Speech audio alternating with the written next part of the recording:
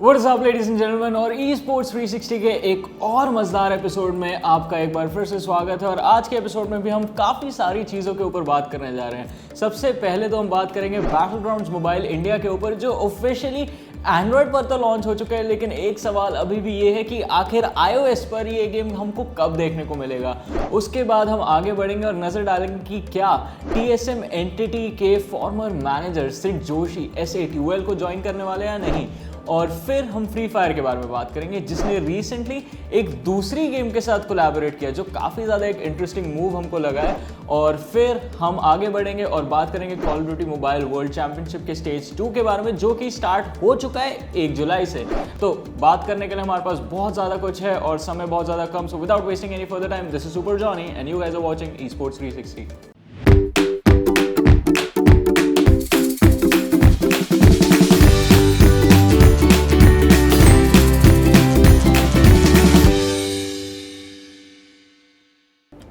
Battlegrounds Mobile India officially Android पर तो launch हो चुका है, लेकिन iOS यूजर्स के लिए अभी भी एक बहुत बड़ा सवाल है कि उनको ये गेम कब खेलने को मिलेगी।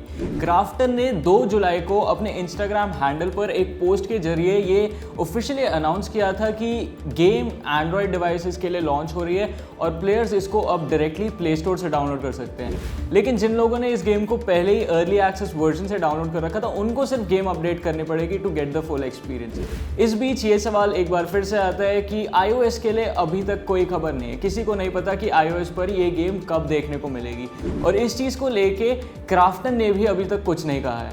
iOS यूजर्स अब ये एक्सपेक्ट कर रहे थे कि गेम जब ऑफिशियली लॉन्च होगा तो शायद iOS डिवाइसेस पर भी नजर आए, लेकिन एज वी नो नाउ ऐसा तो नहीं हुआ। और इस गेम के लिए iOS यूजर्स को अभी भी वेट ही करना पड़ेगा। अभी थोड़े दिन पहले की बात है कि सिड जोशी, जो कि TSM के मैनेजर हैं, उन्होंने ये रिवील किया था कि वो अब ऑर्गेनाइजेशन का हिस्सा नहीं रहेंगे।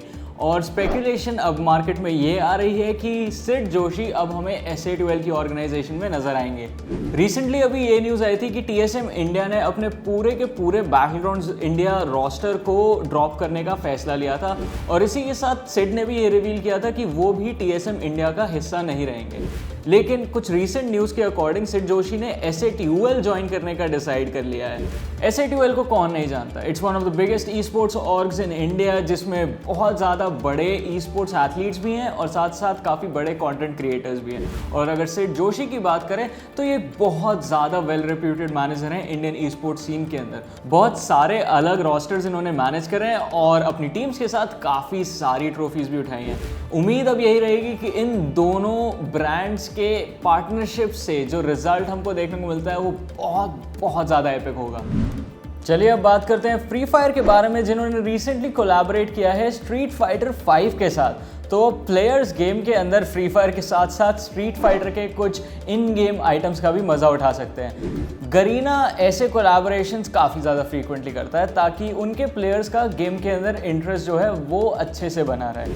और इस बार गरीना ने स्ट्रीट फाइटर 5 के साथ कोलैबोरेशन किया है। ये कोलैबोरेशन जो है अनाउंस किया गया था जून में, लेकिन इसको अभी रिसेंटली रोल आउट किया गया है और ये एक लिमिटेड टाइम इवेंट रहेगा जो सिर्फ 19 जुलाई तक है। इस इवेंट में प्लेयर्स इन गेम कुछ टास्क कंप्लीट करके स्ट्रीट फाइटर के टी-शर्ट्स और सर्फ बोर्ड्स अर्न कर सकते हैं। और साथ साथ कुछ प्लेयर्स को मौका मिलेगा वो आइकॉनिक हाडोकेन वाला इमोट गेम के अंदर यूज करने का। लेकिन एक्साइटमेंट और एंटरटेनमेंट यहाँ पे ही खत्म नहीं होता, इसके साथ साथ प्लेयर्स गेम के अंदर अपनी कार की स्किन्स भी चेंज कर सकते हैं। चलिए अब बात करते हैं कॉल ऑफ ड्यूटी मोबाइल के वर्ल्ड चैंपियनशिप के स्टेज 2 के बारे में, जो 1 जुलाई से शुरू हो चुका है। Call of duty mobile world championship का स्टेज 1 कुछ दिन पहले ही खत्म हुआ है और जिन प्लेयर्स ने यहां से क्वालिफाई किया वो हमें नजर आएंगे स्टेज 2 में। स्टेज 1 एक इंडिविजुअल क्वालिफाइंग स्टेज था, लेकिन स्टेज 2 में प्लेयर्स हमें टीम्स में खेलते हुए नजर आएंगे।